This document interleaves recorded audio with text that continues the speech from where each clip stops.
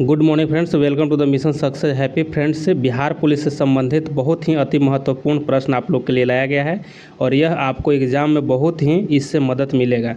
तो फ्रेंड्स, आप लोग इसको ज़रूर देखिए। इसमें आप लोग को एक प्रश्न पे लगभग 6 प्रश्न अलग से बताए जाएंगे जो कि बहुत ही महत्वपूर्ण प्रश्न है और एग्ज़ाम में इससे क्वेश्चन अवश्य आएंगे। तो इसको अच्छे से आप लोग देख लीजिए और आप लोग को अभी मेहनत करने की ज़्यादा ज़रूरत है क्योंकि आपको कम समय बचे हुए हैं, लगभग 18 दिन ही बचे हुए हैं आप लोग को एग्ज़ाम का, जिनका 7 अगस्त का एग्ज़ाम है उनके लिए।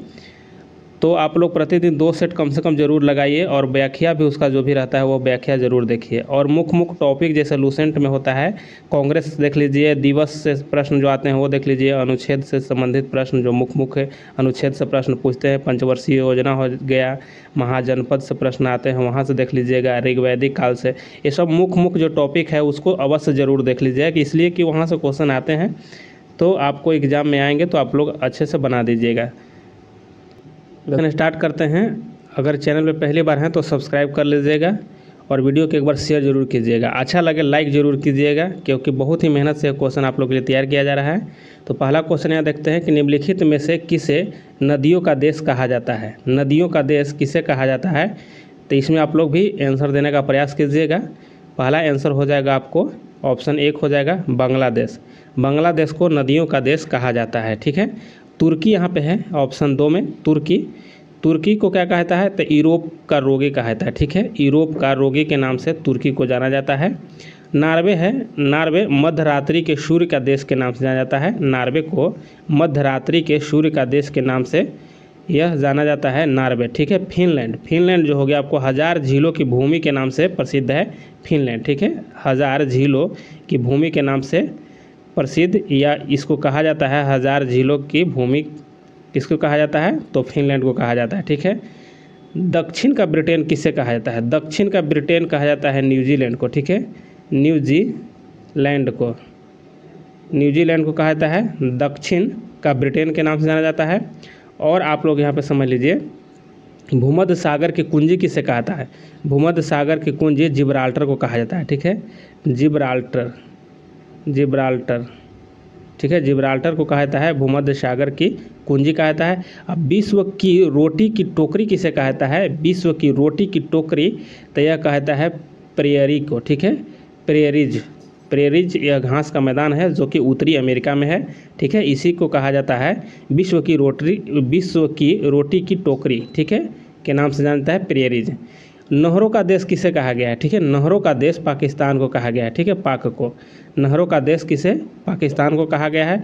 उगते हुए सूर्य का देश किसे कहा गया है, तो जापान का। ठीक है, जापान, उगते हुए सूर्य का देश किसे कहा गया है, तो जापान को कहा गया है। और land of thunder bolt, land of thunder bolt Bhutan को कहा गया है। ठीक है, भूटान को कहा गया है। लैंड ऑफ थंडर बोल्ट किसे कहा गया है, तो भूटान को कहा गया है। नील का वरदान किसे कहा गया है, नील का वरदान किसे कहा गया है, तो यह कहा गया है मिस्र को। ठीक है, मिस्र को कहा गया है नील का वरदान। ये सभी क्वेश्चन जो बता रहे हैं आप लोग को, यह आप लोग को अगले भी एग्जाम में पूछा गया था। मध्यरात्रि के सूर्य का देश के नाम से किसे जाना जाता है, तो नार्वे को। ये भी क्वेश्चन आगे पूछा गया है। तो ये जो आप लोग को एक्स्ट्रा बता रहे हैं सभी आप लोग को अगर एग्जाम में आएंगे तो आप लोग बना दीजिएगा। चलिए आगे देख लेते हैं।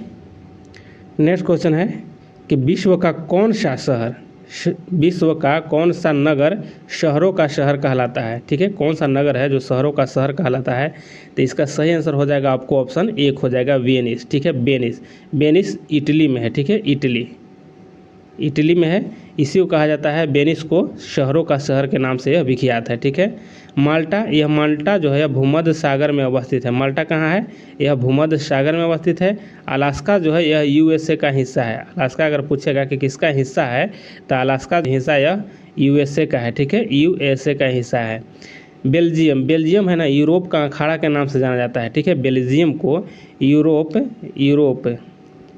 का अखाड़ा के नाम से जाना जाता है बेल्जियम को। ठीक है, फिनलैंड, फिनलैंड को देखिए, फिनलैंड है, इसको झीलों की वाटिका कहा जाता है। ठीक है, फिनलैंड को झीलों की वाटिका भी कहा जाता है और इसी को 1000 झीलों की भूमि भी कहा जाता है, फिनलैंड को ही। ठीक है, तो ये सभी क्वेश्चन आप लोग अच्छे से याद रखिएगा। चलिए नेक्स्ट क्वेश्चन आगे यहाँ पे देख लेते हैं कि निम्नलिखित में से कौन सी धारा हिंद महासागर में नहीं चलती है। हिंद महासागर में कौन सी धारा है जो नहीं चलती है? तो देखिए इसमें सही कौन हो जाएगा आंसर आपको, इसका सही ऑप्शन 4 वाला हो जाएगा, हमबोल्ट। ठीक है, हमबोल्ट धारा है और यह ठंडी धारा है। ठीक, कैसी है? यह ठंडी धारा है। ठीक है, ठंडी यह जलधारा है और यह प्रशांत महासागर में बहती है। ठीक है, कहाँ? प्रशांत महासागर में यह बहने वाली जलधारा है। बाकी अगुलहास जो है यह आपको हिंद महासागर में, मोजाम्बिक जो है हिंद महासागर में, और मेडागास्कर जो है यह भी आपको हिंद महासागर में ही बहने वाली धारा है। और यह जो अगुलहास जो है यह गर्म है। ठीक है, गर्म जलधारा है, याद रखिएगा, अगुलहास गर्म जलधारा है। और आपको यह मोजाम्बिक जो है यह भी आपको गर्म जलधारा है। ठीक है, गर्म जलधारा है। और यह जो आपको मेडागास्कर है यह भी गर्म जलधारा है। तो ये सभी याद रखिएगा। धारा से संबंधित अगर क्वेश्चन आए कि महासागरीय जलधारा से संबंधित, तो क्वेश्चन वहाँ पे भी आप लोग एक बार ज़रूर देख लीजिए और जो क्वेश्चन पूछे जाते हैं। ठीक है, तो यहाँ पे इतना आप लोग याद रखिए। चलिए नेक्स्ट क्वेश्चन और आगे समझ लीजिए। इसमें से सुसीमा धारा पूछा जाता है, सुसीमा। ठीक है, सुसीमा जो जलधारा है यह गर्म जलधारा है। ठीक है, गर्म जलधारा है और यह प्रशांत महासागर में बहने वाली धारा है। ठीक है, सुसीमा गर्म जलधारा है और प्रशांत महासागर में बहने वाली जलधारा है। और देख लीजिए जैसे कि सोमाली जो है यह ठंडी है। ठीक है, ठंडी है, सोमाली ठंडी है, लेकिन यह कहाँ है? तो यह हिंद महासागर में है। ठीक है, हिंद महासागर में ठंडी जलधारा सोमाली हो जाएगा। ठीक, और केनारी एक पूछा जाता है, केनारी जो है यह ठंडी है। ठीक है, ठंडी जलधारा है और यह कहाँ बहती है? तो यह बहती है अटलांटिक में। ठीक है, याद रखिएगा, अटलांटिक में बहने वाली केनारी जो है ठंडी जलधारा है। एक क्वेश्चन और पूछा जाता है गल्फ स्ट्रीम। ठीक है, गल्फ स्ट्रीम। ठीक है, यह गल्फ स्ट्रीम तो कैसी है? यह गर्म जलधारा है। ठीक है, गर्म जलधारा है और यह कहाँ बहती है? यह अटलांटिक में। ठीक है, अटलांटिक में बहने वाली यह गर्म जलधारा हो जाएगा। ठीक है, एक आप लोग जानते होंगे सरगैसो सागर भी पूछा जाता है कि सरगैसो। ठीक है, गैसो सागर यह क्या है? सरगैसो सागर क्या है? तो यह एक घास का जो है ना प्रवाल भित्ति की तरह बनाया हुआ है, घास की तरह पूरा समुद्र के बीच में ही है। और यह कहाँ है? तो यह उत्तरी अटलांटिक में है। ठीक है, उत्तरी अटलांटिक महासागर में यह स्थित है सरगैसो सागर। क्वेश्चन पूछा जाता है तो इसको भी आप लोग अच्छे से याद रखिएगा। नेक्स्ट क्वेश्चन आगे यहाँ पे देख लेते हैं। महासागर में ज्वार भाटा की उत्पत्ति के क्या कारण है? अगर ज्वार भाटा उत्पन्न होते हैं महासागर में तो इसका कारण क्या है? तो इसका कारण क्या हो जाएगा? इसका कारण इसमें ऑप्शन 4 हो जाएगा, सभी हो जाएगा। यानी गुरुत्वाकर्षण के कारण भी होता है, अभिकेंद्रीय बल हो जाएगा और अपकेंद्रीय बल के भी कारण होता है। ठीक है, इसी वजह से ज्वार भाटा उत्पन्न होते हैं महासागर में। महासागर में उच्च जल तरंग किसके उपस्थिति के कारण होता है? अगर उच्च जल तरंग होगा महासागर में तो वह चंद्रमा के, ठीक है, चंद्रमा के कारण होगा। एक स्थान पर एक दिन में कितने बार ज्वार भाटा उत्पन्न होते हैं? तो 2 बार, याद रखिएगा, एक दिन में 2 बार ज्वार भाटा उत्पन्न होते हैं। और इसके बीच के अंतराल कितना होता है? तो 24 घंटा। ठीक है, 24 घंटा 26 मिनट होता है, याद रखिएगा। 2 ज्वार भाटा उत्पन्न होते हैं एक दिन में, तो उसका 24 घंटा 26 मिनट का अंतराल पर ज्वार भाटा उत्पन्न होते हैं। ठीक है, सूर्य, पृथ्वी तथा चंद्रमा एक सीध रेखा में या सिजिगी, ठीक है, सिजिगी हो तब बृहद ज्वार भाटा। अगर मान लीजिए आपसे क्वेश्चन पूछे कि बृहद ज्वार भाटा कब उत्पन्न होगा, तो सूर्य, याद रखिएगा, सूर्य, पृथ्वी, चंद्रमा, ठीक है, चंद्रमा अगर यह तीनों एक ही सिद्ध में होगा तो इसको कहा जाता है सिजिगी। ठीक है, सिजिगी हो तब बृहद, सबसे बड़ा ज्वार भाटा उत्पन्न होता है। ठीक है, बृहद ज्वार भाटा उत्पन्न होगा कब? जब सूर्य, पृथ्वी और चंद्रमा एक ही सिद्ध में होगा। ठीक है, इसको भी आप लोग याद रखिएगा। चलिए नेक्स्ट क्वेश्चन आगे देख लेते हैं। नेक्स्ट क्वेश्चन है कि इटली की गंगा नाम से कौन नदी जानी जाती है? इटली की गंगा के नाम से कौन नदी जानी जाती है? तो यहाँ पे देखिए ऑप्शन आपको 1 हो जाएगा। ठीक है, पो नदी जो है यह इटली गंगा के नाम से जाना जाता है, पो नदी। ठीक, इटली की यह सबसे लंबी नदी है, इटली की सबसे लंबी नदी है पो नदी। वोल्गा नदी यह जो है आपको कैस्पियन सागर में, ठीक है, कैस्पियन सागर में यह गिरती है वोल्गा नदी, ठीक है।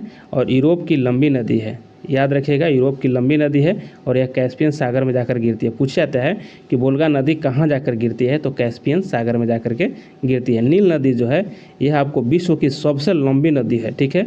विश्व की सबसे लंबी नदी कौन हो जाएगा, तो नील नदी है। और इसी पर आसवान बांध है, ठीक है, आसवान बांध कहाँ है, तो यह आपको नील नदी पर हो जाएगा, ठीक है। नील नदी पर, किस नदी पर, तो नील नदी पर आसवान बांध। और विश्व की सबसे लंबी नदी अमेजन नदी है।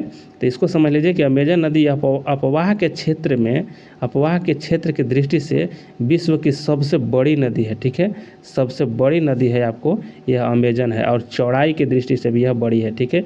और यह है आपको दक्षिण अमेरिका में बहती है, ठीक है, अमेरिका में। ठीक, इसको भी आप लोग याद रखिएगा। चलिए नेक्स्ट क्वेश्चन आगे देख लेते हैं। यूरोप का व्यस्ततम आंतरिक जल परिवहन मार्ग वाली नदी कौन है।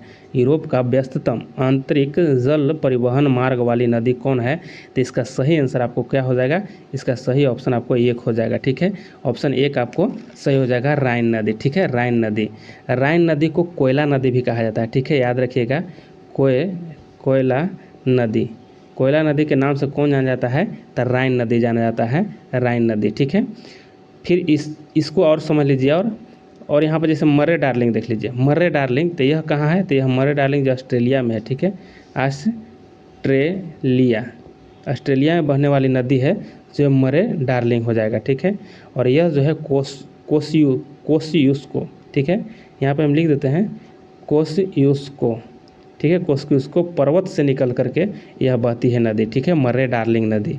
यहाँ पे और देख लेते हैं, वोल्गा नदी जो है, यह वोल्गा नदी एक कैरिबियन सागर में जानते हैं कि गिरती है और यूरोप की सबसे लंबी नदी हो जाएगा। ओक नदी, ये भी आपको यूरोप का ही नदी है, ओक नदी, लेकिन सबसे बड़ी आपको यहाँ पर राइन नदी हो जाएगा, और जो कि इसी को कोयला नदी के नाम से भी जाना जाता है। और व्यस्ततम जल परिवहन मार्ग इसी से होता है। नेक्स्ट क्वेश्चन आगे देख लेते हैं। नेक्स्ट क्वेश्चन है कि राज्य के मुख्यमंत्री कितने अनुच्छेद के तहत निर्वाचित होते हैं। राज्य के जो मुख्यमंत्री है कितने अनुच्छेद के तहत निर्वाचित होते हैं, तो ऑप्शन एक यहाँ सही हो जाएगा, अनुच्छेद 164। अनुच्छेद 164 के तहत राज्य के जो मुख्यमंत्री होते हैं वह निर्वाचित होते हैं। अनुच्छेद 170 क्या है, अनुच्छेद 170 जो है विधानसभा से संबंधित है, ठीक है, यह विधानसभा के सदस्यों से संबंधित है, ठीक है, याद रखिएगा। और यहाँ जो 169 है यह जो है आपको विधान पारिषद से संबंधित है, ठीक है। विधान पारिषद कितने अनुच्छेद में हो जाएगा, तो विधान पारिषद, ठीक है, पारिषद जो है यह आपको हो जाएगा 169 में। 170 में हो जाएगा आपको विधानसभा हो जाएगा, विधानमंडल होता है, ठीक है, विधान मंडल, ठीक है, यह कितने अनुच्छेद में, 170 में। 80 में, अनुच्छेद 80 में क्या है, तो अनुच्छेद 80 में आपको हो जाएगा राज्यसभा, ठीक है, राज्यसभा है, ठीक है, राज्यसभा याद रखिएगा। देख लीजिए एक और याद रखिएगा इसको बारे में कि राज्यसभा, संसद और लोकसभा पूछे जाते हैं कितने अनुच्छेद में है, तो देखिए सरल याद रखिएगा, ठीक है, सरल या सरला याद रखिएगा। से हो गया संसद, तो संसद कितने में है, तो संसद हो जाएगा आपको 79 में। रस यहाँ पे आपको राज्यसभा हो जाएगा, यह आपको 80 में हो जाएगा। और आपको ल यहाँ जो है यह आपको 81 में हो जाएगा, ठीक है। तो यहाँ पे देख लीजिए संसद है, यह आपको राज्यसभा है और लास्ट में लोकसभा है, ठीक है। से हो जाएगा संसद, र से हो जाएगा राज्यसभा और लो से हो गया लोकसभा। तो सरल याद रखिएगा, यहाँ कन्फ्यूज नहीं हो जाएगा। यह जो है आपको दिया गया सरल बताएं, वह आपको एग्ज़ाम में अगर पूछेगा तो आप लोग अच्छे से याद रखिएगा, तो बना लीजिएगा, ठीक है। और यहाँ पे और समझ लीजिए थोड़ा सा, यहाँ जो आपको जो विधानसभा है, विधानसभा के अगर जो अध्यक्ष होते हैं वह किसके त्याग पत्र किसको देता है, तो वह उपाध्यक्ष को देता है, ठीक है, उपाध्यक्ष को, ठीक है, उपाध्यक्ष को त्याग पत्र देता है विधानसभा का अध्यक्ष, ठीक है। और शपथ जो है, यह जो अगर पूछ दे आपसे कि अध्यक्ष जो है शपथ किसके द्वारा लिया जाता है, ठीक है, शपथ विधानसभा हो चाहे लोकसभा के अध्यक्ष हो, वह शपथ किसके द्वारा लेता है, उसके शपथ कौन कराता है, तो याद रखिएगा अगर आपको राष्ट्रपति उपराष्ट्रपति देते ये सब कोई नहीं होता है, प्रोटेम स्पीकर जो होता है, ठीक है, प्रोटेम स्पीकर, ठीक है, प्रोटेम स्पीकर होता है वही शपथ दिलाता है, ठीक है। उसी समय शपथ जो नवनिर्वाचित सदस्य होते हैं उसी समय शपथ प्रोटेम स्पीकर के द्वारा दिया जाता है, जो कि बाद में नहीं दिया जाता है, ठीक है। तो अध्यक्ष की ऐसी क्वेश्चन पूछा जाता है, इसलिए मैं बात बता रहे हैं आप लोग को।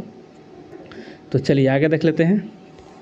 यहाँ पे देखते हैं नेक्स्ट क्वेश्चन है कि रजत क्रांति का संबंध है। रजत क्रांति का संबंध किससे है? तो रजत क्रांति का संबंध आपको हो जाएगा अंडा उत्पादन से है, ठीक है। ऑप्शन आपका एक हो जाएगा अंडा उत्पादन, ठीक है।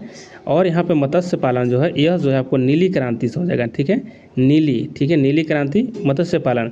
दूध उत्पादन आप लोग जानते होंगे कि इसको श्वेत क्रांति कहा जाता है, ठीक है, श्वेत क्रांति के नाम से जाना जाता है। और झींगा जो उत्पादन है इसको गुलाबी, ठीक है, गुलाबी क्रांति के नाम से जाना जाता है। तो ये सभी भी आप लोग याद रखिएगा। फिर आपको पूछा जाता है अमृत क्रांति, ठीक है, अमृत क्रांति यह किस चीज़ से संबंधित है? तो अमृत क्रांति हो जाएगा नदी जोड़ परियोजना, याद रखिएगा, नदी जोड़ परियोजना अमृत क्रांति से हो जाएगा। सुनहरी एक होता है, ठीक है, सुनहरी परियोजना हो जाएगा बागवानी से हो जाएगा, ठीक है, बागवानी से हो जाएगा, याद रखिएगा बागवानी से हो जाएगा। फिर इंद्रधनुषी एक होता है, ठीक है, इंद्रधनुषी क्रांति, तो वह कृषि संबंधी समग्र क्रांति हो जाएगा, कृषि संबंधी समग्र क्रांति से संबंधित है इंद्रधनुषी। पीली अगर पूछे, ठीक है, पीली, तो पीली हो जाएगा तिलहन से संबंधित है, ठीक है, पीली तिलहन से हो जाएगा। अगर भूरी पूछे, भूरी, तो भूरी हो जाएगा आपको उर्वरक से, ठीक है, उर्वरक से। देखिए फ्रेंड्स, एक बार में एक क्वेश्चन है तो इसका जो भी इसमें क्वेश्चन पूछे जाते हैं वो सभी क्लियर हो जानी चाहिए, तब आप लोग को जाकर के फायदा होगा, ठीक है। फिर अगर पूछे आपको कृष्णा, ठीक है, कृष्ण क्रांति जो है यह किस चीज़ से संबंधित है? तो यह खनिज तेल से संबंधित, ठीक है, खनिज तेल से संबंधित कौन हो जाएगा? तो कृष्ण क्रांति हो जाएगा। अब आपको यहाँ जो उत्पादन से संबंधित जो भी क्रांति पूछे जाते हैं वहाँ आप लोग को सभी यहाँ पे क्लियर हो गया होगा, ठीक है। तो इस तरह से जब भी पढ़िए तो इस तरह से पढ़िए कि आप लोग को हर जो भी टॉपिक पढ़े वह क्लियर एक बार में हो जाए, ठीक है। इतना आप लोग को टाइम इसमें लगेगा तो आप लोग को लिए बहुत ही बेहतर होगा, क्योंकि इसमें टाइम थोड़ा सा ज़्यादा लगेगा, क्योंकि जो भी ज़्यादा क्वेश्चन इसमें है आते हैं क्वेश्चन वो सभी आप लोग को हम बता दे रहे हैं। अब यहाँ देखते हैं हरित क्रांति के जनक कौन माने जाते हैं, ठीक है। नेक्स्ट क्वेश्चन है कि हरित क्रांति के जनक कौन माने जाते हैं? तो इसका सही आंसर क्या हो जाएगा? ऑप्शन एक हो जाएगा नॉर्मन अर्नेस्ट बोरलॉग को, ठीक है, नॉर्मन ए बोरलॉग, याद रखिएगा, ठीक है। ऑप्शन आपको एक राइट आंसर हो जाएगा, ठीक। यह कहाँ के थे? तो यह यूएसए के, ठीक है, यूएसए के थे। और नॉर्मन जो बोरलॉग हैं, हरित क्रांति आया था किस क्षेत्र में? तो यह आपको गेहूं में सबसे ज़्यादा आया था, ठीक है, गेहूं में सबसे ज़्यादा आया था, ठीक है, गेहूं की क्रांति आई थी, चावल था लेकिन सबसे ज़्यादा गेहूं में, ठीक है, हरित क्रांति। यहाँ पर देखिए सीवी रमन जी हैं, ठीक है, सीवी रमन, इनको रमन प्रभाव के लिए, ठीक है, रमन प्रभाव के लिए यहाँ इनको नोबेल पुरस्कार दिया गया था और यह 1930 में दिया गया था, ठीक है, 1930 में दिया गया था। और 1954 में इनको भारत रत्न भी दिया गया था, ठीक है। यहाँ पे देख लेते हैं बर्गिज कुरियर जो है यह श्वेत, ठीक है, श्वेत क्रांति से के जनक माने जाते हैं बर्गिज कुरियर। और यह कहाँ के रहने वाले हैं? तो यह कालीकट केरल के, ठीक है, केरल, ठीक है, केरल के रहने वाले हैं, कालीकट केरल के रहने वाले थे। बर्गिज कुरियर श्वेत क्रांति से संबंधित है, ठीक है। जेसी बोस के बारे में थोड़ा सा समझ लीजिए। जेसी बोस जो है यह केस्कोग्राफ है, ठीक है, जेसी बोस यह हो जाएगा केस्कोग्राफ, ठीक है, केस्कोग्राफ से संबंधित है। और यह पौधों में वृद्धि को मापने का यंत्र बनाए थे, केस्कोग्राफ है। और इनको 1800, ठीक है, यह जो है केस्कोग्राफ की खोज कब किए थे? तो 1895 में खोज किए थे, ठीक है, ये भी याद रखिएगा, ये सभी क्वेश्चन इंपॉर्टेंट है।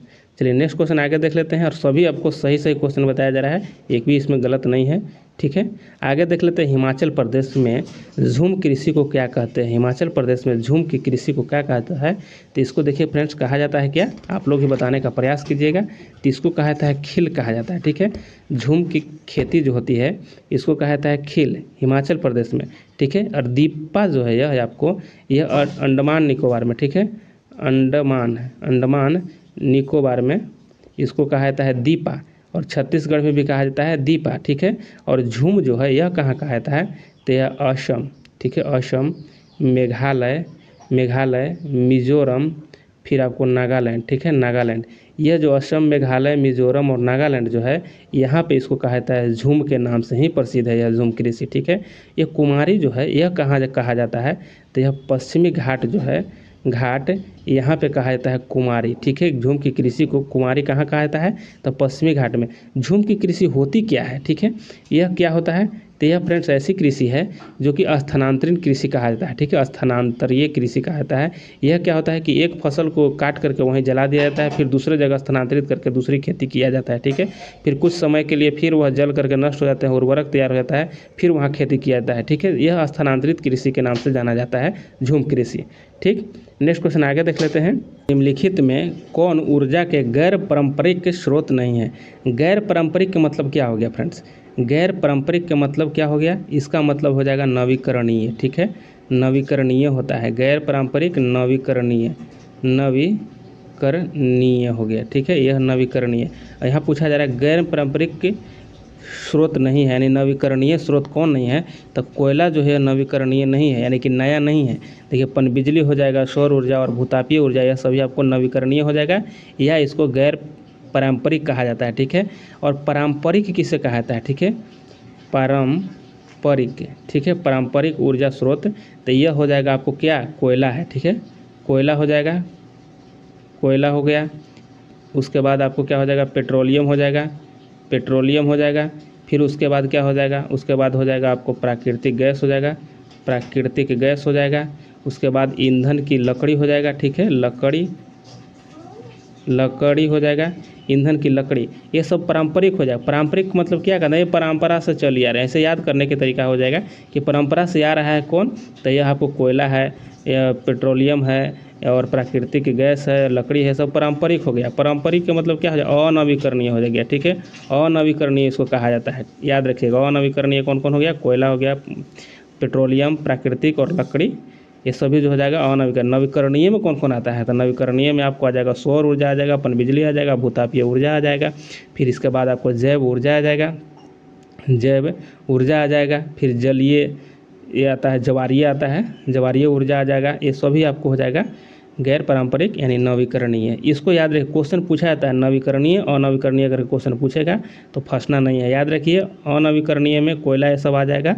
ठीक है, जो कि इसको पारंपरिक कहा जाता है। ठीक है, जैसे हम लोग याद है परंपरा से चली आ रही है, इसे याद रखिएगा। ठीक, और ये जो नवीकरणीय में नया यहाँ पे उत्पन्न हो सकता है, जैसे कि पनबिजली हो गया, सौर ऊर्जा, ये भूतापीय ऊर्जा, ये सभी आपको गैर पारंपरिक नवीकरणीय हो जाएगा। चलिए, ये सब क्वेश्चन पूछा जाता है, इसलिए हम इतना इस पर जोड़ दे रहे हैं। ठीक है, आगे देख लेते हैं। मिरातुल अखबार का प्रकाशन किसके द्वारा किया गया है। मिरातुल अखबार का प्रकाशन जो है किसके द्वारा किया गया है, तो यहाँ पर सही आंसर आपको ऑप्शन हो जाएगा 3 हो जाएगा। ठीक है, राजा राम मोहन राय। ठीक है, राजा राम मोहन राय के द्वारा किया गया है। यह फारसी में किया गया। ठीक है, फारसी में, याद रखिएगा कि फारसी में किया गया है यह मिरातुल अखबार, और राजा राम मोहन राय के द्वारा। और यह कब किया गया है, तो 1822 में। ठीक है, 1822 में इसका प्रकाशन किया गया है राजा राम मोहन राय के द्वारा। ठीक, और यहाँ पे और समझ लीजिए कि 1821 में संवाद कौमुदी। ठीक है, संवाद, ठीक है, संवाद कौमुदी, कौमुदी, संवाद कौमुदी को भी प्रकाशन किया गया है, और यह बंगाली में। ठीक है, बंगला में है। ठीक है, बंगला में संवाद कौमुदी 1821 में राजा राम मोहन राय के द्वारा ही किया गया है। फिर आपको यहाँ पे 1817 में हिंदू कॉलेज की स्थापना किया गया था। 1817 में हिंदू कॉलेज, हिंदू कॉलेज, ठीक है, कॉलेज, याद रखिएगा।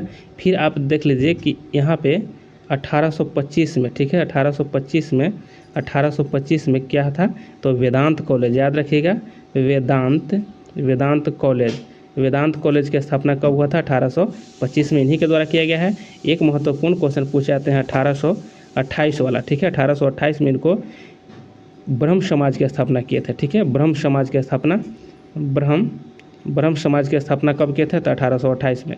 इन्हीं के द्वारा 1829 में, अगर क्वेश्चन इनसे हम पढ़ रहे हैं तो पूरा क्वेश्चन एक ख़त्म कर देंगे फ्रेंड्स, तबे अगर क्वेश्चन आएगा भी एक भी तो छूटना नहीं चाहिए। ठीक है, इसीलिए इनका जब हम पढ़ रहे हैं राजा राम मोहन राय, तो जो भी क्वेश्चन रहेगा सभी पढ़ेंगे। 1829 में क्या था, तो यह सती प्रथा। ठीक है, सती प्रथा, सती प्रथा को समाप्त किए थे कौन, तो यह राजा राम मोहन राय के द्वारा 1829 ईस्वी में, और विलियम बेंटिंग की सहायता से। ठीक है, विलियम बेंटिंग की सहायता से समाप्त किए थे। और यहाँ पे समझ लीजिए 1815, ठीक है, 1815 में आत्मीय सभा, ठीक है,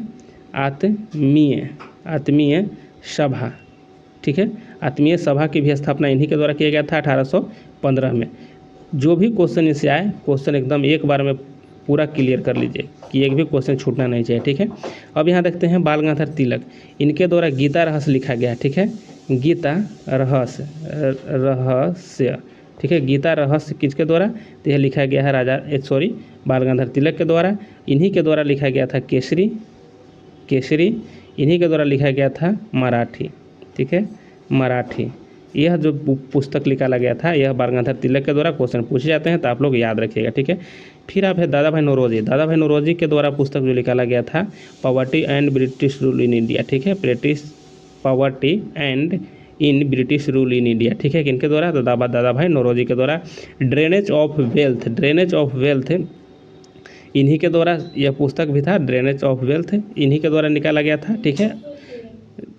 अनिष्टों का अनिष्ट यही कहे थे, ठीक है। अनिष्टों का अनिष्ट भी यही कहे थे, जो कि अंग्रेज के द्वारा जो धन निष्कासन किया जा रहा था उसी के विरोध में ही बात बोले थे, ठीक है। ईश्वर चंद्र विद्यासागर यह जो है हिंदू विधवा पुनर्विवाह का यह शुरू किए थे, ठीक है। हिंदू जो है विधवा पुनर्विवाह शुरुआत किसने करवाया था, तो यह ईश्वर चंद्र विद्यासागर।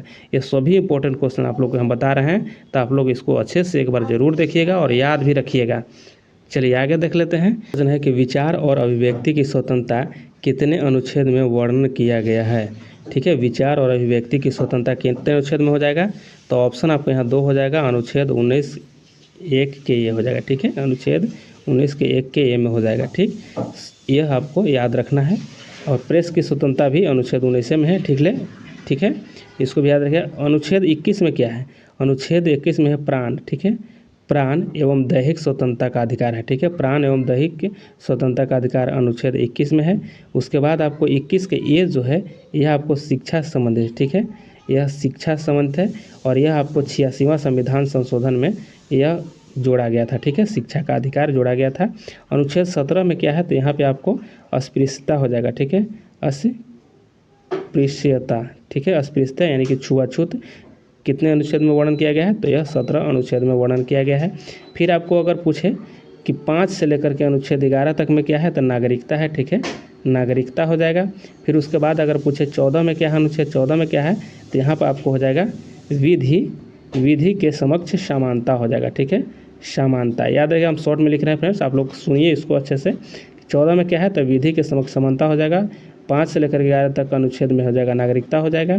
उसके बाद अगर आपको 18 अनुच्छेद पूछे तो 18 में क्या हो जाएगा, 18 में आपको उपाधियों का अंत है, ठीक है।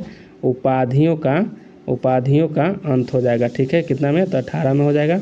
और 24 में क्या है, तो 24 में आपको हो जाएगा अनुच्छेद 24 में शोषण के विरुद्ध अधिकार है, ठीक है। शोषण के विरुद्ध, ठीक है। शोषण के विरुद्ध अधिकार हो जाएगा 24 में। चलिए नेक्स्ट क्वेश्चन आगे देख लेते हैं।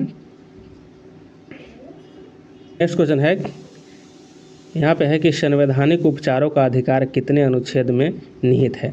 संवैधानिक उपचारों का अधिकार कितने अनुच्छेद में है, तो ऑप्शन 1 यहाँ पे आपको सही हो जाएगा, अनुच्छेद 32 हो जाएगा, ठीक है। और इसी 32 अनुच्छेद के तहत रिट जारी किया जाता है, ठीक है। रिट जारी किया जाता है, याद रखिएगा, अनुच्छेद 32 के तहत, ठीक। आगे यहाँ पे 37 अनुच्छेद है, यह क्या है, तो 37 में क्या हो जाएगा, यहाँ पे आपको हो जाएगा DPSP, ठीक है। DPSP अपरिवर्तनीय है, ठीक है। DPSP का मतलब क्या हो जाएगा, नीति निर्देशक तत्व। कितने अनुच्छेद में है, तो 37 में है। 38 में क्या है, तो 38 में लोक के कल्याणकारी राज की बात किया गया है। लोक के कल्याणकारी राज 38 में है। और 40 में क्या है, तो इसमें ग्राम पंचायत है, ठीक है। पंचायत, ग्राम पंचायत का वर्णन कितना में किया गया है, यह किया गया है 40 अनुच्छेद में, ठीक है। 40 में अगर आपके पूछे 44 में क्या है, अनुच्छेद 44 में, तो यहाँ पे समान सिविल संहिता या सिविल नागरिक, ठीक है, नागरिक संहिता की बात किया गया है, तो यह 44 अनुच्छेद में हो जाएगा। अगर आपसे पूछे कि 50 अनुच्छेद में क्या है, तो यहाँ पे हो जाएगा कार्यपालिका, ठीक है। कार्यपालिका और प्लस न्यायपालिका, ठीक है। कार्यपालिका और न्यायपालिका को पृथकीकरण किया गया है 50 अनुच्छेद में। अगर आपसे पूछे 51, तो 51 में क्या है, तो इसमें अंतर्राष्ट्रीय शांति की बात किया गया है, ठीक है। शांति की बात किया गया है, अंतर्राष्ट्रीय शांति की बात यहाँ पे 51 में किया गया है। अगर आपसे पूछे कि 51 के क में क्या है, तो 51 के क में क्या है, तो यहाँ पे फंडामेंटल ड्यूटीज़ है, ठीक है। यहाँ पे आपको क्या हो जाएगा, तो मूल कर्तव्य की बात किया गया है 51 के क में। वर्णन किया गया है और यह 42वें संविधान संशोधन के तहत इसको जोड़ा गया है 1976 में। ठीक है, 1976 में जोड़ा गया है। तो ये सभी आप लोग याद रखिएगा। यह स्वर्ण सिंह समिति के सिफारिश पर यह मूल कर्तव्य को जोड़ा गया है और मूल कर्तव्य रूस के संविधान से लिया गया है। ठीक है, चलिए नेक्स्ट क्वेश्चन आगे देख लेते हैं। ये सभी क्वेश्चन आप लोग के लिए बहुत ही इंपॉर्टेंट है। चलिए आगे यहाँ पर देख लेते हैं, देश की पहली ट्रांसजेंडर दरोगा कौन बनी है। ठीक है, देश की पहली ट्रांसजेंडर दरोगा कौन बनी है, तो इसका सही आंसर आपको ऑप्शन 3 हो जाएगा, मानवी मधु हो जाएगा। ठीक है, और कुल इस बार जो 1275 जो वैकेंसी दरोगा का था, इसमें 3 ट्रांसजेंडर इसमें आई है। ठीक है, 3 ट्रांसजेंडर का सिलेक्ट हुआ है बिहार दरोगा में। ठीक है, जो कि यहाँ पे मानवी मधु जो है यह बांका की रहने वाली है। ठीक है, बांका, ठीक है, बांका की रहने वाली है। बांका से बिलोंग करते अगर क्वेश्चन पूछे तो आप लोग इसको बना दीजिएगा। और यह जो है मानवी मधु, यह देश की पहली ट्रांसजेंडर है जो कि दरोगा बनी है। ठीक है, और ऐसे गुरु रहमान के पास यह पढ़ती थी। चलिए नेक्स्ट क्वेश्चन आगे देख लेते हैं। नेक्स्ट क्वेश्चन यहाँ पे है कि हाल ही में T20 विश्व कप 2024 खिताब का उप विजेता कौन रहा है। ठीक है, T20 जो विश्व कप हुआ था 2024 में, इसका उप विजेता कौन है, तो उप विजेता आपको ऑप्शन 2 हो जाएगा, साउथ अफ्रीका हो जाएगा। ठीक है, साउथ अफ्रीका उप विजेता। और विजेता कौन, विजेता आपको इंडिया रहा था। ठीक है, इंडिया रहा था। और इंडिया कुल कितने रन बनाए थे, तो इंडिया के द्वारा बनाया गया था 176 रन, जिसमें 7 रन से इंडिया ने यह मैच को जीत लिया। ठीक है, 7 रन से यह इंडिया मैच जीत लिया था T20 वर्ल्ड कप। ठीक, और अगर मैन ऑफ द मैच की बात किया जाए तो कोहली को मिला था। ठीक है, man of the match Kohli को मिला था और कोहली ने 76 रन मारे थे। ठीक है, कोहली के द्वारा 76 रन बनाए गए थे। और यहाँ पे player of the tournament Bumrah रहा था। ठीक है, बुमराह के द्वारा इसको player of the tournament Bumrah को दिया गया था। ठीक, और यह मैच अगर पूछ दे आपसे कि मैच कहाँ हो रहा था, तो यह मैच आपको हो रहा था, देखिए यहाँ पे हम लिख दे रहे हैं, बारबाडोस में हो रहा था। कि बारबाडोस, ठीक है, बारबाडोस में यह खेला जा रहा था। अगर क्वेश्चन पूछे तो आप लोग ज़रूर इसको बना दीजिएगा। भारत एक बार 2007 में, ठीक है, 2007 में वर्ल्ड कप यह T20 जीता और अभी 2024 में यह वर्ल्ड कप जीता, इसको भी याद रखिएगा। नेक्स्ट क्वेश्चन आगे यहाँ पे देख लेते हैं कि कौन सी प्रक्रिया दीर्घ तरंग विकिरण का भाग नहीं है। देखिए यह बिखरना जो है, यह जो है आपको प्रक्रिया जो है दीर्घ तरंग प्रक्रिया जो विकिरण का भाग नहीं है, बिखरना। ठीक है, बिखरना नहीं है। बाकी इसमें कौन हो जाएगा, चालन हो जाएगा, संवहन हो जाएगा, और विकिरण जो है आपको दीर्घ तरंग का यह जो है विकिरण है। ठीक है, तो इसको भी अच्छे से याद रख लेना है। दीर्घ तरंग विकिरण पृथ्वी से उत्सर्जित होता है और 3.0 से लेकर के 100 माइक्रोन, ठीक है, 100 माइक्रोन के बीच की यह तरंग है। यह विद्युत चुंबकीय विकिरण है। ठीक है, और इसके चालन और यह संवहन और विकिरण इसका विकिरण है। ठीक है, आगे देख लेते हैं। नेक्स्ट क्वेश्चन है, नेक्स्ट क्वेश्चन हो जाएगा कि आर्यों का मूल निवास कहाँ था। आर्यों का मूल निवास कहाँ था, तो यह आपको ऑप्शन 2 हो जाएगा। ऑप्शन 2 इसका राइट आंसर हो जाएगा एशिया माइनर। ठीक है, मध्य एशिया इसको भी कह सकते हैं आप, मध्य एशिया। ठीक है, मध्य एशिया,